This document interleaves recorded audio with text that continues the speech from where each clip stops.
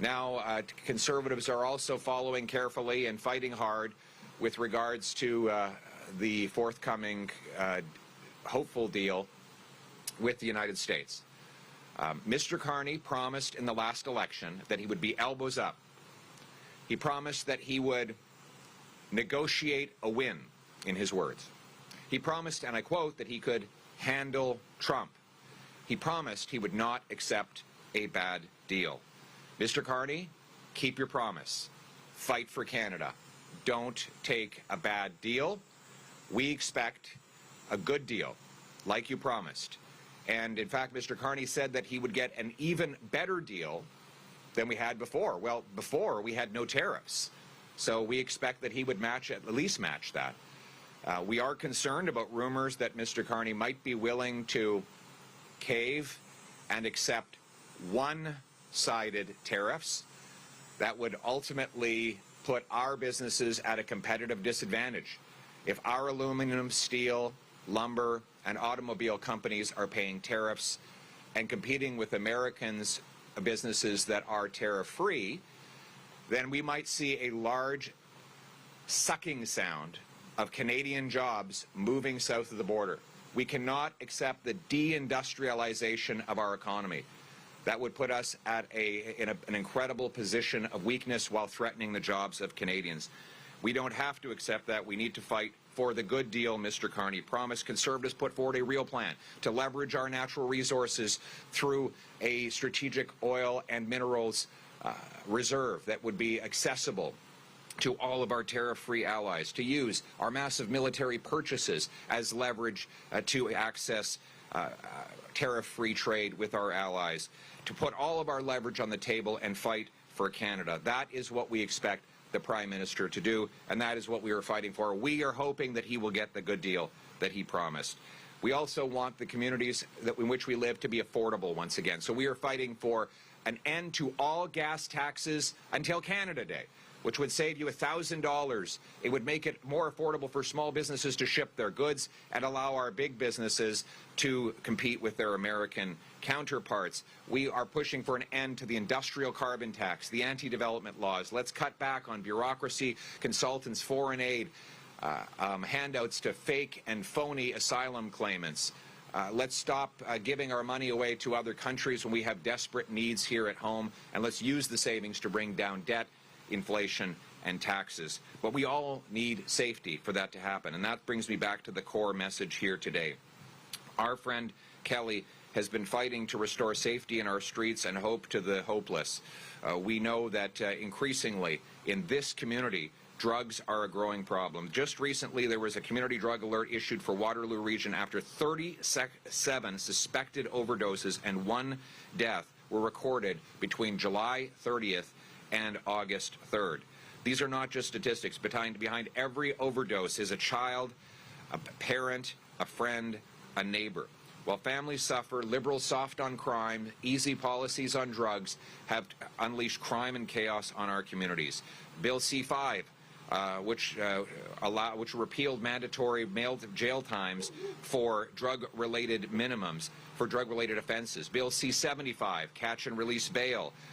They all remain on the books after a year and a half of Mark Carney. The Liberal Bill C-16, Mr. Carney's own bill, brings in a get-out-of-jail-free card, allowing judges to ignore mandatory jail time and turn criminals loose on our streets.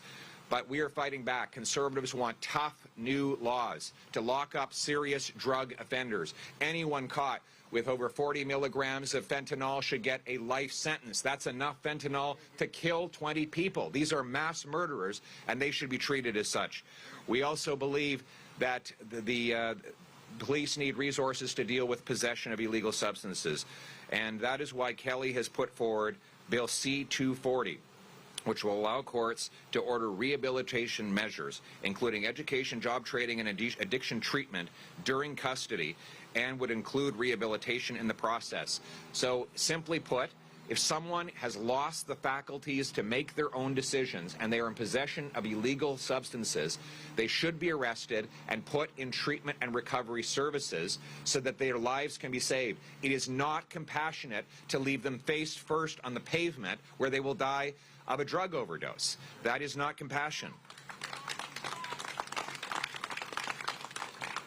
And our jails should be drug-free. There should be drug testing in prisons, mandatory drug treatment in prisons, and there should be isolation for anyone caught in bringing drugs into our prisons. Our prisons, by the way, are turning into Lord of the Flies. The prison union in Drumheller has told me, the union of prison guards have told me that there are drones that are literally flying right up to the windows of prisoners and handing them drugs. You're telling me we can't find a way to stop that? And there are no consequences when they get caught. So they do it again and again and again, endangering the lives of prison guards and making sure that these criminals get out even worse than when they went in. We don't want to send them to a university of crime. We want to send them to a place where they turn their lives around and come out better citizens. And that is what Kelly is requiring in her bill. Treatment in our prisons. The same principle is reflected in the Friends of David Act, introduced by Luc Berthold, a member of Parliament for the Conservatives in Quebec, who lost his own son tragically to a drug overdose. He wants to avail drug treatment facilities to young people like his son, who would have been alive today, potentially, had he had that availability to him. By helping youth across the country find recovery, we will turn this crisis around. And by passing Conservative MP Chakow's bill, Stopping Supply to Save Lives Act, known as Emily's Legacy, we will target drug dealers, traffickers, and organized criminals. Under the legislation, individuals convicted of trafficking and processing synthetic drugs such as fentanyl and analogs over 20 milligrams will face 15 years imprisonment. Individuals convicted of over 40 milligrams of possession will face a life sentence. Chakow joins with Dan Mazier, another one of our MPs, to ensure that safe injection sites cannot be placed within 500 meters of an elementary or secondary school, a daycare center, or a playground. I can't believe we even have to pass a law to say this. Why would we even, would the Liberal government even consider allowing drug consumption sites next to playgrounds, secondary schools, and elementary schools? This is outrageous. In fact, I will make a commitment that I will not be approving any drug consumption sites as Prime Minister of Canada. We will not allow these to go ahead. We don't want drug consumption, we want drug treatment. So our mission again is fewer drugs on our streets, fewer victims in our communities, and more people getting a chance to turn their lives around. We want to replace helplessness with hope, danger with safety, and we want to restore the promise of this country, that anyone from anywhere can achieve anything, that no matter how low you fall, there's always hope of getting back up on your feet and doing as Kelly did, which is to climb to the mountaintop to aspire others. And my message to anyone who's addicted is this: we need you. We need you. I went into a treatment center in Windsor, and I said to the men there, I'm not here to offer my help. I need you to help me. I've got a project for you. You need to get better. And then you need to go out on the street and grab a brother or sister and bring them in here and get them better. And then they're going to go out onto the street and grab another one. And we're going to keep doing that until we defeat this crisis and every one of our brothers and sisters sees their lives turned around in a hopeful and bright future for Canada.